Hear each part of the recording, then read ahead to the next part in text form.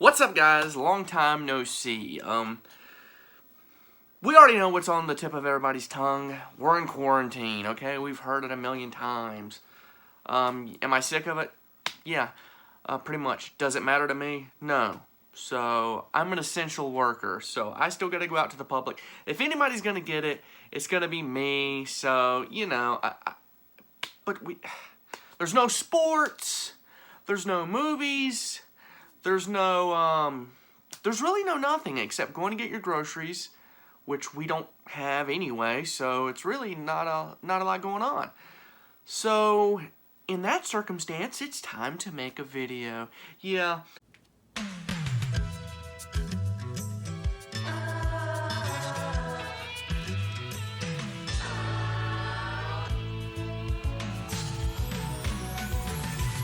Whatever happened to predictability? The milkman, the paperboy, evening TV. This is going to be my top 10, and it's not really in an order. Some of it is, some of it's not, so I just decided nope, no order. I will have 2 honorable mentions. Basically, a top 10 movies that, quarantine movies, I guess you would say. If I was on an island, or if I was living in a bubble and I was trapped, and I had to carry 10 movies with me, I guess 12, including the honorable mentions, this would be them. So, buckle up and get ready. Honorable mention number 1 is Once Upon a Time in Hollywood. Steelbook version. Love it, love it. Yeah, a great movie. Loved it. Probably my favorite Tarantino movie. And just another reason is because I feel like you could watch this movie over and over and over and still notice so many little things going on. You have to watch this more than once. Unless you don't like it, then I guess you wouldn't. And I could see that also. It's got a long run time. Some parts are like, for some people, I don't know, filler stuff. But for me, I love it. It's just classic Tarantino. He's doing his own thing. And I thought it was really good. And some people forget about this when you're stuck on an island. Christmas still happens. So I think it's only necessary we have a Christmas movie. And mine would be The Santa Claus. It's the most nostalgic for me. I probably watched it the most as a kid, along with Home Alone 3. I know you'd probably burn me at the stake if I put Home Alone 3 on this list. And that's not the reason I didn't put it. It's just, I don't know. Alright, we'll start into the actual list. And this is a documentary. It is called Waking Sleeping Beauty. Basically, it's about the history of the Walt Disney, really the Walt Disney Company, but specifically on the Walt Disney Animation from like the dark days, you know, after Walt's death and in the 80s, and pretty much the revival from like 86, 87, and really 89 when Little Mermaid came out, all the way up to Lion King, showing you how the company turned around and some outsiders were coming in to control the company. If you like old school Disney, really fascinating documentary, and this is actually on Disney Plus right now. Give it a check this one out. Check this one out. Okay, the most timeless movie of all time. It's 1939's The Wizard of Oz. I mean, this has to be on like every list, you know? It's just the most timeless movie. It's the most nostalgic movie. You watch it as a kid, you show your kids, and your parents showed you. So, yeah, it's just the greatest fairy tale ever told, in my opinion, and lots of other people's opinions. So, here's one I might get butchered for. Up next is 1995's Pocahontas.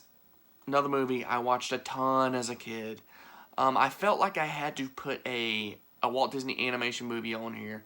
I could go on and on. I mean, Disney movies are so rewatchable, the old school ones to me. I could have made just a list of those, but this is the one I watched a ton as a kid. Not everybody's favorite, but it's okay. I'll forgive you. I'll forgive you. It's all right. Okay, a movie that I probably saw maybe most recently on this list, and it wasn't recent, it was a few years ago, but it's 1989's The Burbs. Like I've said this before, I found it on Netflix one night. It looked kind of cool, like it had a cool backstory, a weird little quirky movie. It kind of looked Tim Burton-ish, but it's Joe Dante, I believe. Yeah, The Burbs. Guys, I've already talked about this movie. Do I need to talk about it again? A neighbor thinks his other neighbors are up to some crazy spooky shenanigans, and he goes to investigate. It's just a bunch of stuff happens. Tom Hanks, Bruce Dern, come on, guys. Carrie Fisher. I'm not going into it again. I'm just not. It's a movie. Okay, let me tell you something. Wait till about 11 o'clock at night when you're not that tired. Don't be tired.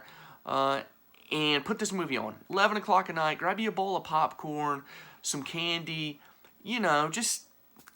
That's the perfect setting for that movie. All right. Up next, Goodfellas, 1990s Goodfellas, Martin Scorsese's masterpiece, my favorite Scorsese movie. So rewatchable.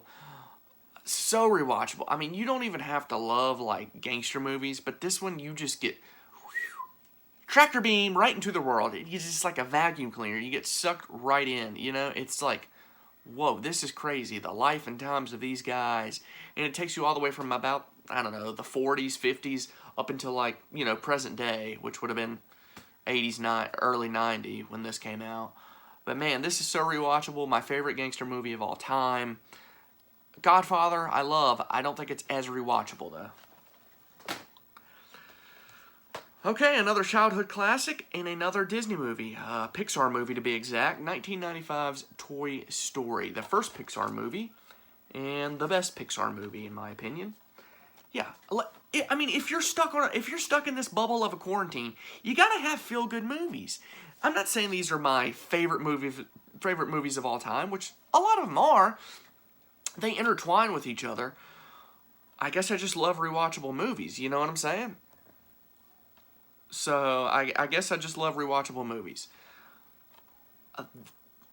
What can I say? I mean, it's Toy Story. Woody, Buzz, the gang. Come on.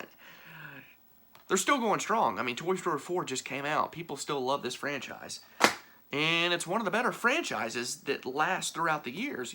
You see some franchises start off well. Terminator, Alien, Jaws, all the way down. And this is a movie that'll never be franchised and hopefully never be remade. Bow, bow, oh, don't you? I'm always gonna sing the song when I talk about this movie. The Breakfast Club, Simple Minds, Don't You Forget About Me, 1985. This is the 80s, man. Whoa. This is the 80s right here. I mean, this is the quintessential 80s movie. I've said it over and over again. I don't care. I'll say it again. The Brat Pack in full form, 1985. I mean, this is just the perfect high school movie. The perfect, this is another timeless movie. It is stuck in the 80s, don't get me wrong, but I don't know how to put it. It's very 80s, but it relates to every generation, I think, in some way or another. My favorite 80s movie. Another movie kind of like The Breakfast Club, but, well, not quite. Dazed and Confused, 1993. Basically, instead of the 80s, this takes place in the 70s on the last day of school in Texas, 1976, 77? 76. And it's just classic Americana 1970s. Perfect soundtrack, man.